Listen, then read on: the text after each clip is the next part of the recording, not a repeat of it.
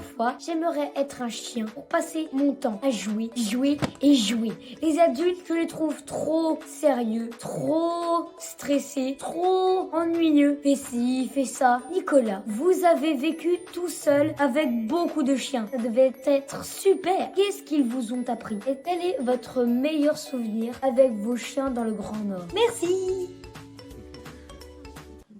J'ai des souvenirs voilà, immenses. C'est une relation qui est très très particulière. J'ai beaucoup voyagé avec des chevaux, beaucoup voyagé avec des rennes.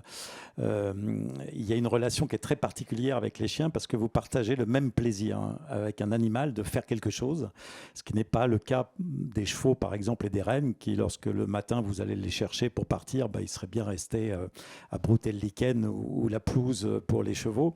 Alors que les chiens, il y a quelque chose d'extraordinaire qui est le matin quand vous sortez de la tente, que vous commencez à préparer le traîneau et les harnais, ils commencent à sauter en l'air. Ils n'ont plus qu'une envie qui est la même que la vôtre, qui est de s'élancer, d'aller à la découverte des paysages. Et ça crée quelque chose voilà, d'absolument unique. Alors, ils m'ont appris beaucoup de choses. D'abord, assez souvent, on me dit, mais ça n'a pas été difficile de traverser la Sibérie tout seul, comme ça, pendant des mois. Et je réponds, et c'est très sincère, mais je n'étais pas seul. J'ai beaucoup d'admiration pour certains de mes amis qui voyagent seuls, qui ont traversé l'Arctique seuls, avec un traîneau, mais sans chien. Moi, j'ai vraiment pas la sensation d'être seul parce que les chiens sont déjà de véritables éponges qui comprennent très très bien votre état psychologique, qui savent vous réconforter lorsque ça va pas. Alors des souvenirs, j'en ai d'extraordinaires parce qu'il y a une relation en fait de confiance qui se construit peu à peu et qui aboutit avec certains chiens à quelque chose d'absolument unique.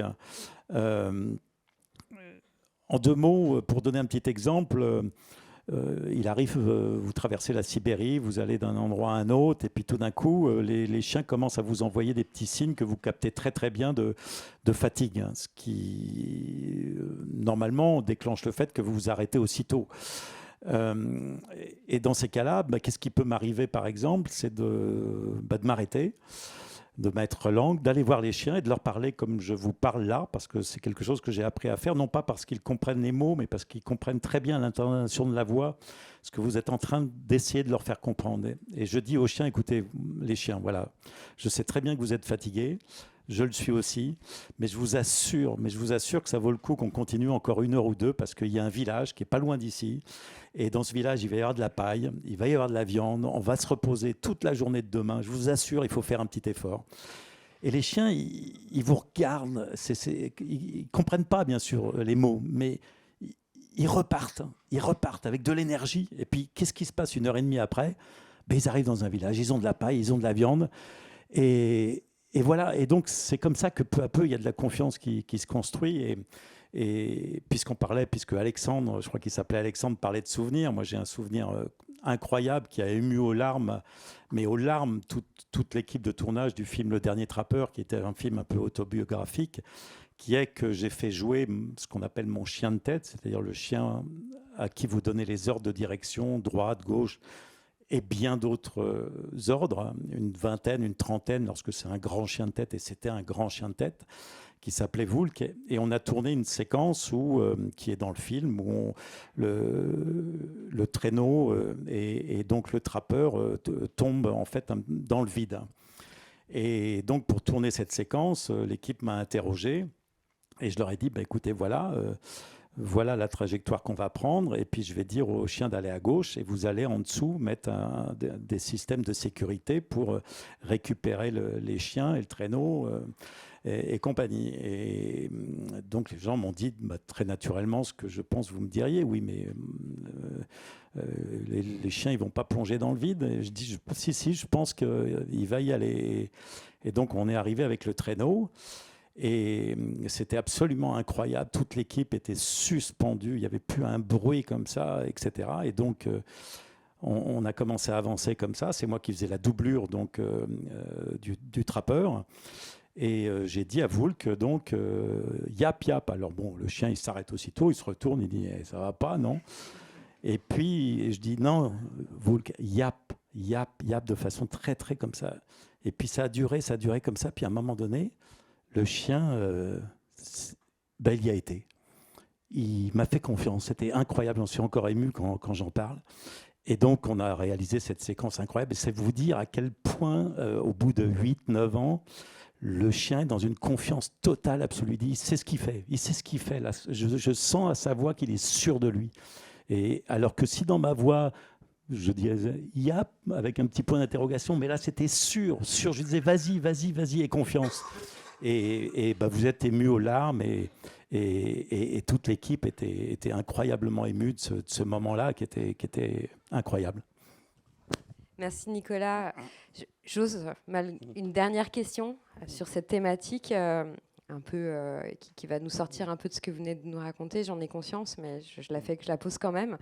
Selon vous, est-ce qu'une entreprise peut fonctionner comme une meute, Une meute de chiens, déjà, c'est très hiérarchisé. C'est comme dans une meute de loups, c'est-à-dire que vous avez un numéro 1, numéro 2, numéro 3, numéro 4. Donc, comme dans une entreprise, alors c'est peut-être pas le cas toujours, le 3, il a envie de prendre la place du 2, et le 2 a envie de prendre la place du 1. Alors, il y en a peut-être ici qui sont gênés lorsque je dis ça. Et comme dans une entreprise, parfois le 3 et le 2 se mettent ensemble pour essayer de piquer la place du 1.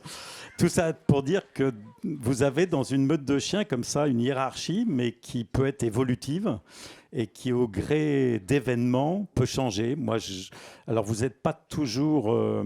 ce que je veux dire par là, c'est que vous ne savez pas toujours pourquoi la hiérarchie a changé, mais ça m'est arrivé de le comprendre avec, par exemple, tout d'un coup, un ours polaire qui sort comme ça brusquement, et puis le chef de meute a peur, alors que le numéro 2, il n'a pas peur. Il se dit, mais finalement, voilà, comme dans la vie.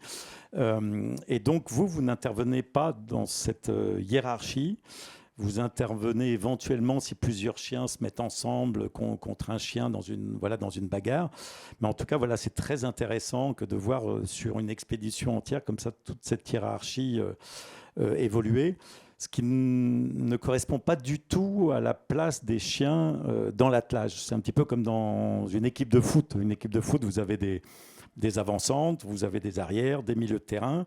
Et le capitaine, ce n'est pas forcément l'avant-centre. Et de la même façon, dans les chiens de traîneau, vous avez une hiérarchie. Et généralement, d'ailleurs, le chef de meute est un des chiens qui est juste devant le traîneau parce que c'est le plus puissant. Alors que le bon élève, c'est le chien de tête qui est devant, mais qui n'est pas forcément le chef de meute. Et après, il y a toute une relation qui s'établit à la fois avec chacun des chiens, entre ce qu'on appelle le musher et chacun des chiens, une relation aussi du musher avec la meute. Mais il y a, je pense, un certain nombre de ponts que l'on peut faire. Et parfois aussi de vraies leçons que vous recevez de vos chiens. Merci Nicolas.